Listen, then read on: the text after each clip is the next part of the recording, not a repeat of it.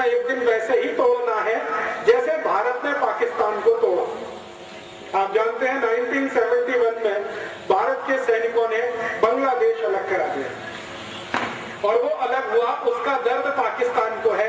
तो पाकिस्तान कहता है कि हमारा बांग्लादेश अलग हुआ तो अब हम भारत का जम्मू कश्मीर अलग करेंगे।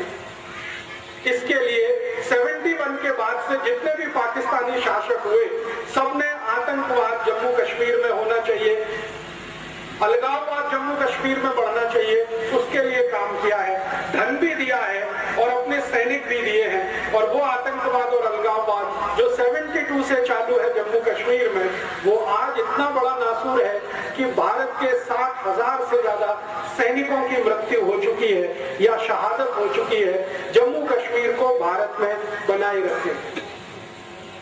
जम्मू कश्मीर भारत में रहे उसके लिए संविधान हमारे देश में बदल किया गया। एक आर्टिकल डाला गया 370 जो दुनिया के किसी संविधान में आपको नहीं मिलेगा। उस आर्टिकल के आधार पर जम्मू कश्मीर को एक देश का दर्जा दिया गया है। आप जानते हैं भारत का सुप्रीम कोर्ट कोई भी फैसला सुनाए जम्मू कश्मीर में वो लागू नहीं होता। भारत की संसद में कोई भी कानून बनाया जाए वो जम्मू कश्मीर में लागू नहीं होता। हमारी संसद जब कानून बनाती है उस कानून का पहला पन्ना आप पढ़ें, ड्राफ्ट जिसको कहा जाता है, उसमें पहले ही वाक्य में लिखा जाता है accept in Jammu and Kashmir. ये कानून बनाया जा रहा है जम्मू कश्मीर को छोड़कर। हमारी संसद ने आजादी के बाद ऐसे हजारों कानून बनाए हैं जो आपके ऊपर लागू हैं, मेरे ऊपर लागू हैं, लेकिन जम्मू कश्मीर पर लागू नहीं है वो कानून। उनके कानून उनकी संसद में, जिसको वो असेंबली कहते हैं, वहां बनते हैं। और आप जानते हैं बहुत साल तक तो जम्मू कश्मीर के मुख्यमंत्री को सदरे रियासत बोला जाता था, माने जिसको हिंदी में प्रधानमंत्री कहते हैं। उनका झंडा अलग है, भारत का झंडा अलग है। उनका कानून अलग है, भारत का कानून अलग है। उनका संविधान अलग है, भारत का संविधान अलग है। फिर आप बोलिए कि Jammu Kashmir is the integral part of India, ये दुनिया का सबसे बड़ा झूठ है। वो हमारा झंडा नहीं मानते, वो हमारा संविधान नहीं मानते, वो हमारा कानून नहीं मानते, फिर हम कहें कि जम्मू कश्मीर भारत का अभिन्न अंग है। ये किसको मूर्ख बनाने के लिए कहेगा? आपको सुनकर हैरानी होगी कि भारत की सरकार आपके लिए कोई भी खर्चा करे तो उसकी पाई पाई का हिसाब controller and auditor general of India रखता है, लेकिन जम्मू कश्मीर पर हजारों करोड़ रुपए हर साल खर्च होता है, उसका हिसाब किसी के पास नहीं। मैंने बहुत बार सीएजी को चिट्ठी लिखा कि जम्मू कश्मीर पर पिछले 60 साल में हमने जो खर्चा किया है उसका मुझे क्लासिफिकेशन चाहिए, डिटेल चाहिए। सीएजी कहता है कि मेरे पास नहीं है। फिर हमने फाइनेंस मिनिस्टर को कहा तो फाइनेंस मिनिस्ट्री से उत्तर मिला कि जम्मू कश्मीर का हिसाब दिल्ली में नहीं रखा जाता, वो जम्मू कश्मीर में रखा जाता। फिर जम्मू कश्मीर को पत्र गया हमारा, वहां से वापस आ गया कि ये हिसाब हम किसी भी भारतवासी को बताने के लिए मजबूर नहीं। मेरी चिट्ठी मेरे पास है। वो मानते नहीं कि भारत का अंग है, हम जबरदस्ती कहते हैं कि ये भारत का अंग है। पाकिस्तान वहां आतंकवादी भेजता रहता है, खुराफात करता रहता है, उनके लिए पैसा उपलब्ध कराता रहता है। अब आप सोचेंगे कि पाकिस्तान में इतना दम है कि वो 60 साल से आतंकवादियों को भेज के पैसा खर्च करके इसको चलाए रख सकता है, तो आप सुनकर ताज्जुब करेंगे। पाकिस्तान की दम नहीं है ये सब करने की। पाकिस्तान को ये सब करने के लिए अमेरिका उकसाता रहता है। अमेरिका है जो पाकिस्तान को पैसा भेजता है, वो पाकिस्तान पैसा जम्मू कश्मीर में भेजता है और वो लश्कर-ए-तैयबा, जैश-ए-मोहम्मद, हरकतुल अंसार, हिजबुल मुजाहिदीन जैसे खतरनाक संगठनों को पैसा मिलता है और वो पैसे से सारे देश में बम ब्लास्ट होते हैं, जम्मू कश्मीर में तो होते हैं। आपको सुनकर हैरानी होगी, जम्मू कश्मीर में जितने आतंकवादी संगठन हैं उसमें काम करने वाला एक भी आतंकवादी जम्मू कश्मीर का नहीं, वो सब विदेश से आए हुए हैं। भारत की आर्मी कहती है कि कुछ 1500 से 2000 आतंकवादी जम्मू कश्मीर में है, वो सब पाकिस्तान से आए हैं, अफगानिस्तान से आए हैं या कहीं दूसरे देश से आए हैं और पैसे पर काम करते हैं। और हमारी सरकार भी कैसी विचित्र है,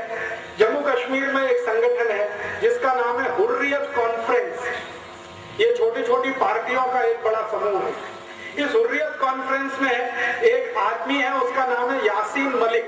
कभी आपने उसका चेहरा अगर टीवी पर देखा हो तो इतना दुबला पतला सीकिया हड्डी का आदमी है कि आप फूंक मारो तो उड़ जाए। मैं सच कह रहा हूं। अगर कोई अच्छा खासा हिंदुस्तानी उसको एक झापड़ मार दे तो जमीन पर 3 पलटियां खाए, इतना कमजोर आदमी है। उसको भारत सरकार ने सुपर हीरो बना रखा है। क्यों? भारत सरकार जब भी बातचीत करती है तो यासीन मलिक से बातचीत करती है, और इस चक्कर में अखबारों में नाम आता है, टीवी पे नाम आता है, वो चर्चा में चढ़ता ही चला जाता है। वो चर्चा अमेरिका तक जाती है तो अमेरिका से सीधे पैसा उसको आना शुरू हो जाता है। आप पूछेंगे जी अमेरिका को क्या इंटरेस्ट है? भारत का जो जम्मू कश्मीर है ये अमेरिका को चाहिए, पाकिस्तान के लिए तो ये बेकार का है। मैं आपको सच बात बताऊं, क्योंकि पाकिस्तान ने जो पाक ऑक्युपाइड कश्मीर ले रखा है उसी को वो संभाल के नहीं रख पा रहा है। जम्मू कश्मीर को क्या रखते हैं? ये अमेरिका को चाहिए जम्मू कश्मीर। क्यों? जम्मू कश्मीर की सीमा से चीन की सीमा लगी हुई है और अमेरिका और चीन का पुराना झगड़ा है। अमेरिका और चीन एक दूसरे के जबरदस्त दुश्मन है। तो अमेरिका की योजना है कि चीन पर एक दिन हमला करना है, जैसे इराक पर किया। वो हमला करने के लिए अमेरिका के जहाजों को एक ऐसा ग्राउंड चाहिए जहां से हवाई जहाज उड़े और चीन पर जाकर मिसाइल डाले, और वो स्थान जम्मू में है। इसलिए अमेरिका को ये चाहिए।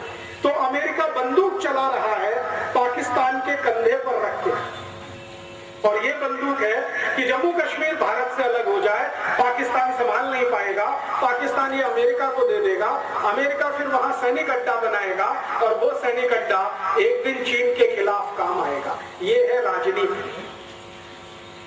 अब आप बोलेंगे जी अगर ये राजनीति चल रही है भारत को बर्बाद करने के लिए, तो आप पूछेंगे जी हम क्या करें, आप क्या करें? मैं आपको एक विनम्र निवेदन करने आया कि आप क्या कर सकते हैं इस पूरी राजनीति को सारे देश से खत्म करने के लिए और जम्मू कश्मीर को सच में भारत में वापस लाने के लिए। अगर आप कुछ कर सकते हैं तो जानते हैं क्या? आप में से जितने भी नागरिक यहाँ खड़े हैं, कभी भी जम्मू कश्मीर घूमने के लिए मत जाइए। आप परेशान हो जाएंगे ये सुनकर। आप कहेंगे जी दुनिया का सबसे बड़ा स्वर्ग है, दुनिया का सबसे खूबसूरत स्थान है, हम जिंदगी भर कमाते हैं बचाते हैं, जम्मू कश्मीर घूमने जाएंगे। और राजीव दीक्षित बोल रहा है कि जम्मू कश्मीर घूमने मत जाइए। मैं ये बात पूरे जम्मू कश्मीर का 4 बार प्रवास करने के बाद कह रहा हूँ। 4 महीने में जम्मू कश्मीर में रहा, मैंने जो देखा वो आपको मैं बता रहा हूँ। आप यहाँ से यात्री और पर्यटक बनकर जब जम्मू कश्मीर जाते हैं तो आपके ऊपर सबसे ज्यादा टैक्स जम्मू कश्मीर की सरकार लगाती है, जो भारत में कभी नहीं लगता। वो सारे के सारे टैक्स का पैसा कुछ हाथों से होता हुआ आतंकवादियों तक पहुंचता है। सरकार में उनके आदमी बैठे हुए आतंकवादियों। आप जानते हैं थोड़े दिन पहले हमारे भारत में जम्मू कश्मीर के एक आदमी को फांसी की सजा हुई है, उसका नाम है अफजल गुरु। ये कश्मीर का है और इसने भारत की संसद पर हमला करने का पूरा प्लान बनाया था। सुप्रीम कोर्ट ने उसको फांसी की सजा दे दी है, लेकिन उसको फांसी अभी तक नहीं हो रही है। कारण समझते हैं? उस अफजल गुरु को बचाने वाले सरकार में बहुत बड़े बड़े लोग बैठे हुए हैं।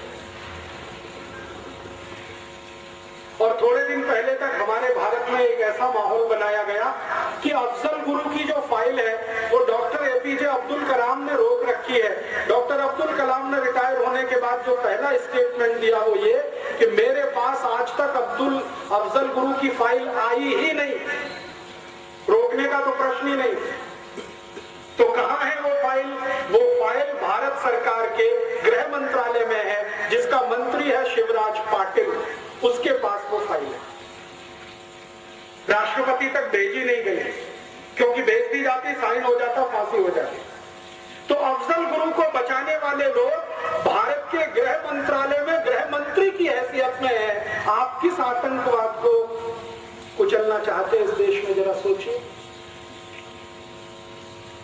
मेरा कहना बहुत स्पष्ट है कि आतंकवादियों की मदद करने वाला ही अगर गृह मंत्री है इस देश का, तो कौन से आतंकवाद से आप लड़ना चाहते हैं इस देश में? शिवराज पाटिल के पास फाइल है अफजल गुरु की, और वो फाइल वो आगे बढ़ने नहीं दे रहा है क्योंकि अफजल गुरु को फांसी होगी, और वो फांसी होनी नहीं चाहिए। क्यों? क्योंकि अफजल गुरु एक ऐसे समूह का सदस्य है जो आतंकवाद के नाम पर भारत सरकार से पैसा लूट रहा है और जम्मू कश्मीर के नेताओं को बांट रहा है। एक बहुत बड़ा कॉकस और सिंडिकेट बना हुआ है। दिल्ली सरकार से हजारों करोड़ रुपए जाता है जिसका कोई अकाउंटिंग नहीं है। मैंने आपसे कहा वो अफजल गुरु जैसे लोगों के हाथ में ही पहुंचता है, और वो फिर जम्मू कश्मीर के मुख्यमंत्री से लेकर तमाम दूसरे मंत्री और अधिकारियों में बंटता है। वो सारा पैसा आतंकवाद रोकने के नाम पर जाता है। और हम उसमें कैसे मदद करते हैं? हम जम्मू कश्मीर घूमने चले जाते हैं। घूमने में जितना पैसा आप खर्च करके आते हैं वो जाने अनजाने आपका पैसा किसी न किसी तरह आतंकवादियों के हाथ में पहुंच जाता है, क्योंकि सरकार में उनके लोग बैठे। मैंने एक दिन सोचा कि आर्मी जब युद्ध लड़ती है तो उसका पहला टारगेट होता है कि दुश्मन की सप्लाई लाइन काटो, तब युद्ध जीतते।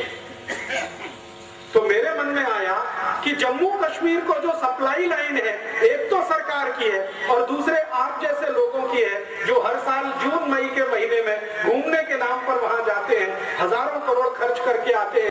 वो पैसा उनको मिलता है और वो पैसे से उनका आतंकवाद पलता है।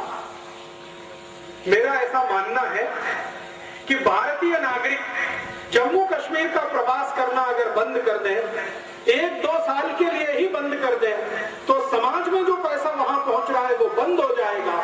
जम्मू कश्मीर झक मार के हिंदुस्तान में वापस आ जाएगा, क्योंकि उनकी दम नहीं है।